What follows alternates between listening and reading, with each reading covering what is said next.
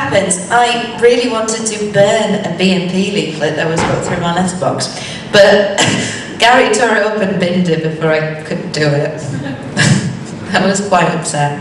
I really wanted to burn it. Our next reader for tonight is Si.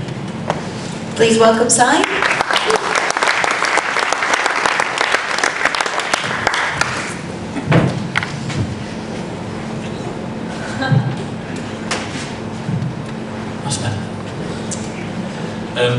Heat magazine, hello, I'm a celebrity, get me out of here. I don't get it. I just don't get it. I'm going to be someone I am, going to make my mark on the world. I'm going to be someone I am, I'm going to make my mark on the world. I'm going to sit on a pole for 40 years. I'm going to pull a lorry attached to my ears. I'm going to eat 20 eggs in 20 seconds. I'm gonna, fame beckons. I'm going to roll a cheese for 100 miles. I'm going to be the idiot who always smiles. I'm going to snorkel in tar. I'm going to dive into a jar. I'm gonna go far. You see, I'm fearless, reckless, break my necklace. I'll do what it takes, whatever it takes, wherever it takes me. It'll take what it takes. I'm gonna be someone I am. I'm going to shoot darts from the arse for 50 feet.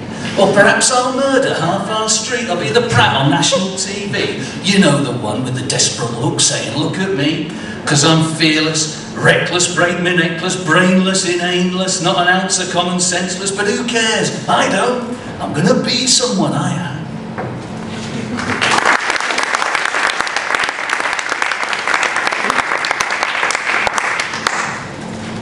One day I found myself, well, on Saturday, 6 AM, Glasgow Queen Street Station. If you've ever been there, it's quite grim. Particularly at 6 AM. And a tramp walked past me and got me thinking. He shuffles along the concourse, no socks, fingerless gloves, moth-eaten trousers, heelless loafers, listing to the inside and giving him the gait of some knock-kneed caricature created in comedic spirit. A V-neck woolen jumper offers a jungle habitat to a myriad of mini-monsters, kept warm by layer upon layer of cast-offs and topped by a trench coat that had once seen that trench and never recovered.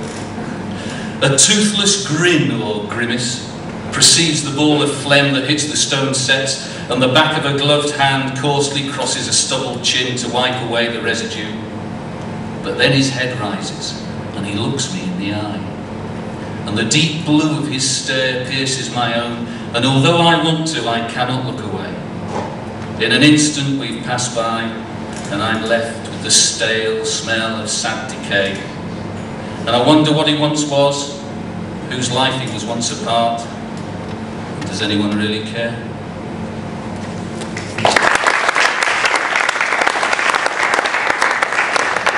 I've got one more. Someone mentioned year 5, so I'm gathering there's something to do with teaching somewhere. I am something to do with teaching. The one thing you'll know with children, which I've learned over the years, is that you can plan anything and you can say anything, but ultimately they won't get out of it what you think they will. This little poem has some inspiration, if that's the right word, from Tom O'Connor, erstwhile comedian and raconteur.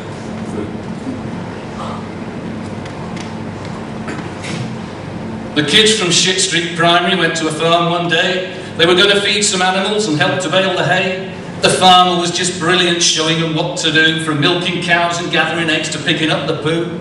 He talked about the livestock, what they were and how they lived, how important they were to everyday life and the vital things they give. The kids took rubbings and they made some notes. They did a word search or two and said the whole day was fantastic, much better than going to the zoo. But then it was time to head off home to reflect on a wonderful trip, thanking the driver for keeping them safe, leaving a generous tip. So what did you learn today? They were asked. We learnt about fuckers, said Brent. The bloke said they was effers, but I knew what he meant.